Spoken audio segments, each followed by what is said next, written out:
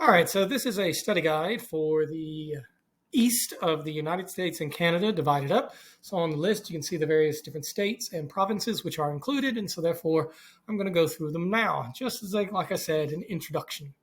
So the provinces that are a part of the East, then my division of the North American continent, include what are called the maritime provinces. These are the provinces that obviously are in the sea or by the sea, not to be confused by the, of course, Alberta, Saskatchewan, Manitoba, which are the prairie provinces, but the maritime provinces. So here we go. You got Labrador and Newfoundland, which obviously includes the territory of Labrador, combined with the island of Newfoundland.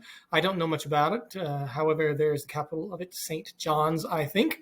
You also have New Brunswick, which I think that the capital is Fredericton. I could be wrong on that, and so please don't hold me to it. You have Prince Edward Island. I don't know hardly anything about New Brunswick, I will be honest. However, it does border Maine. Prince Edward Island, that is where Anne of Green Gables occurs. A children's book of yesteryear. And then down here you have Halifax, or I should say Nova Scotia, Latin for New Scotland, with Halifax. A clue for Halifax comes up quite a bit, or at least an incident of a absolutely just huge explosion that occurred in 1917 when a armament ship with all kinds of ammunition crashed into another one. I think over 1,000 people were killed in the Halifax incident. So go and check that out. I think Prince Edward Island's capital is Charlottetown, but I could be wrong. But those are your prairie provinces. I don't know much about them. I do think that on Newfoundland somewhere is Vinland, the area that the Vikings had landed, and Lonsdale Meadows, or I don't know exactly how to pronounce it, but you probably want to go and check it out as it comes up quite often. So we move into the eastern part of the United States. Also, too, just be aware that this area over here used to be known as Acadia, and that's where French speakers were driven out by the British, and hence why they settled in New Orleans. And Acadia, where of course you can find in Maine, which we're going to talk about in just a moment, with Acadia National Park, then come down here and are known as Cajuns.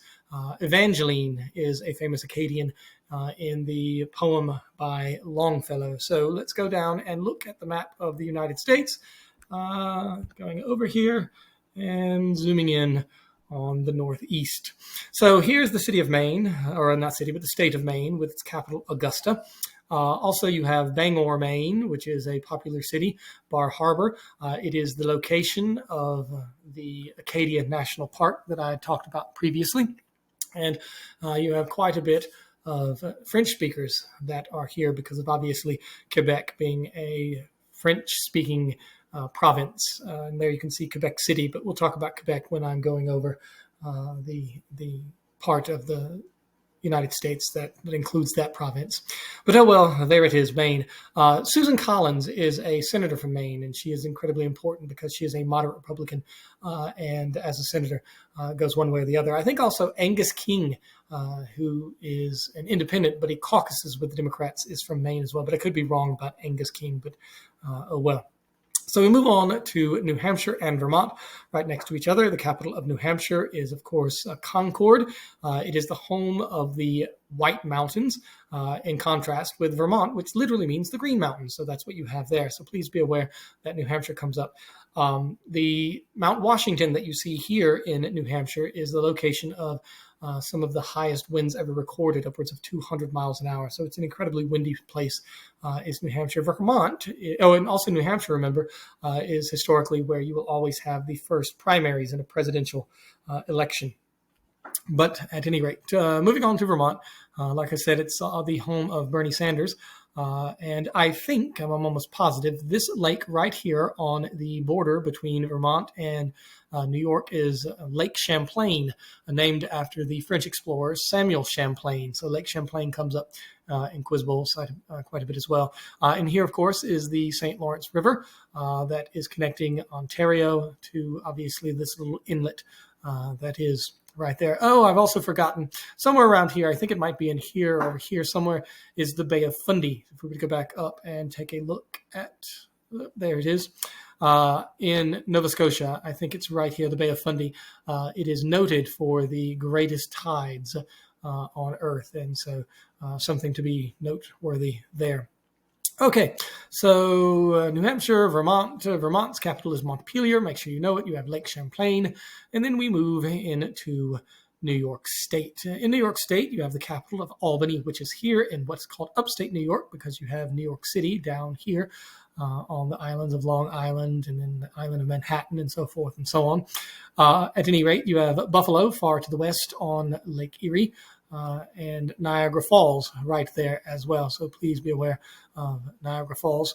Nevertheless, Syracuse and, of course, the Adirondack Mountains, which are up here. Also in New York, you have the Catskills.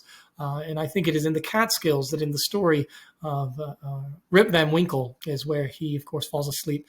And always there's the clue of him meeting up with the crew of Henry Hudson, for which, of course, and we go back up, sorry for scrolling back and forth so much, Hudson Bay is, of course, named Henry Hudson the Explorer. So make sure you're aware of the explorer Henry Hudson, of Hudson Bay and Hudson Strait up here, as well as, obviously, Samuel de Champlain, which, of course, is where you get the namesake Lake Champlain. Also in New York, you have these little tiny narrow lakes, which are known as the Finger Lakes. And so that comes up quite a bit. So please make sure you're aware of the Adirondack Mountains, the Catskills Mountains, and then, of course, the Finger Lakes, which are along in here. Also, you have New York. We can't scroll in that much, but you have Long Island, which is home to 2 of the boroughs. New York is split up into 5 boroughs, and those 5 boroughs on the island of Long Island includes Queens and Brooklyn.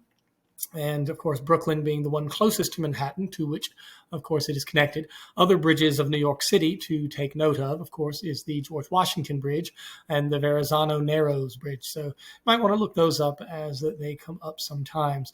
On the island of Manhattan is, of course, Manhattan, the northern neighborhood of which is, of course, Harlem, an incredibly important and influential African-American neighborhood. I would argue probably historically the most important African-American neighborhood in the United States, where, of course, you have the Harlem Renaissance of the 1920s and, of course, the flourishing of jazz from the 1930s and 40s onward. You have right north of Manhattan to the northeast, Bronx, and then, of course, Staten Island to the south of Manhattan as well. But let's move on to Massachusetts. Massachusetts, the capital, of course, is going to be Boston. It is home to, of course, MIT and Harvard, Cambridge right outside of Boston. And then, of course, you have Cape Cod in this little curlicue that is out here. Also, you have, obviously, the home of Plymouth, as in Plymouth Rock, where the Pilgrims landed 1620. I forgot to say for New York, that is the home of course, Chuck Schumer, the Senate Majority Leader. And also you have the location as to where Hillary Clinton had been serving as a senator as well previously. Massachusetts, as a senator, you have, of course, Elizabeth Warren. So someone that comes up quite a bit as well. Nevertheless, we move on to Rhode Island, the smallest by area in the United States, although it does not have the fewest counties. The fewest counties actually goes to Delaware, which we'll talk about in just a second when we get to it. At any rate, Rhode Island has as its capital Providence, but also please be aware of Newport, Rhode Island, where a lot of various wealthy people and families from the era of the robber barons, the Gilded Age, had built their houses. It is also the home of the Newport Jazz Festival. So Newport, Rhode Island, it's where the Vanderbilt House, known as the Breakers, is located. And it was founded as a religious freedom haven by Roger Williams, so make sure you know that as well. We move on to Connecticut. Connecticut is the home, or Hartford is where it is, of course, ruled from. And, of course, I think the senator that you need to know from there might be Blumenthal. Could be wrong. But nevertheless, it'd be worthwhile perhaps to look up. So we move further south a little bit. I just want to make sure that I get all of the places and the various different states that are included. Here you have, of course, New Jersey. The Garden State is what it is known by, ruled or governed from Trenton, that you can see right here. Trenton, New Jersey, but Newark is kind of the city that is a part of the rather urban developed area all along here, all the way to, of course, Philadelphia, lots and lots of cities. New Jersey is the most densely populated state in the United States. And so therefore, make sure that you're aware of all kinds of stuff from New Jersey.